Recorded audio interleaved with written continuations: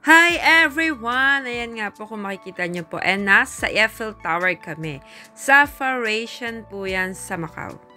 Kung titignan nyo po, ang ganda-ganda, no? So, first time ko din po at first time din ng pamilya ko makapunta dyan ng gabi. So, kasi nga, nagpupunta kami dyan is maaga and then, hindi pa dumarating ang gabi, pauwi na kami. Pero that time, yes, makikita nyo naman na nagsasayawang dancing light po ang makikita nyo.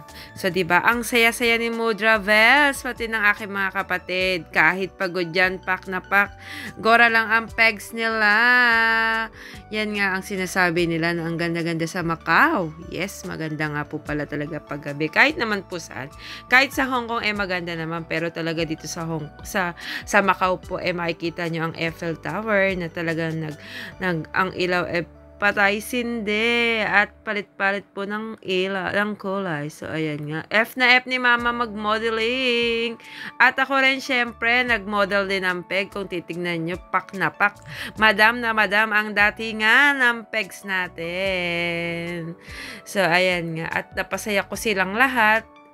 At ganun din naman po ang aking mga kapatid. Tuwang-tuwa rin. At nakita nilang masaya ang aming magulang.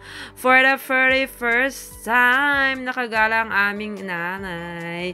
Hindi lang Hong Kong, pati Macau, nakapunta na rin siya, guys. At hindi lang din daw po sa Macau siya nakapunta, guys. Pati daw po sa Amerika. O, diba? Ang taas ng pangarap ng aking Mudra Vels. Makikita nyo naman yan, guys. Tingnan nyo. Parang wala lang. Talagang gulat na gulat pa rin hanggang ngayon sa mga nangyayari sa kanyang buhay na hindi niya sukat akalain na makakarating siya dito. Ikaw ba naman mabudol na mga anak mo talagang pasaway? So, ayan guys, makikita nyo ang labas ng Eiffel Tower at nag-aabang po kami dyan ng bus. Ang ganda ng ilaw, ang ganda ng lighting sa labas. O, diba? Pak na pak yan. So, kung makikita nyo talaga guys, ang Macau. Sobrang nakaka-amaze din siya dahil, pero puro casino po dyan sa Macau guys. Kaya kung gusto mong maglaro, tara rin sa Macau at talaga namang ubos ang iyong pinagpaguran. Sa 1 minuto lang. So, ayan ang Eiffel Tower sa malayo. Ang ganda, diba?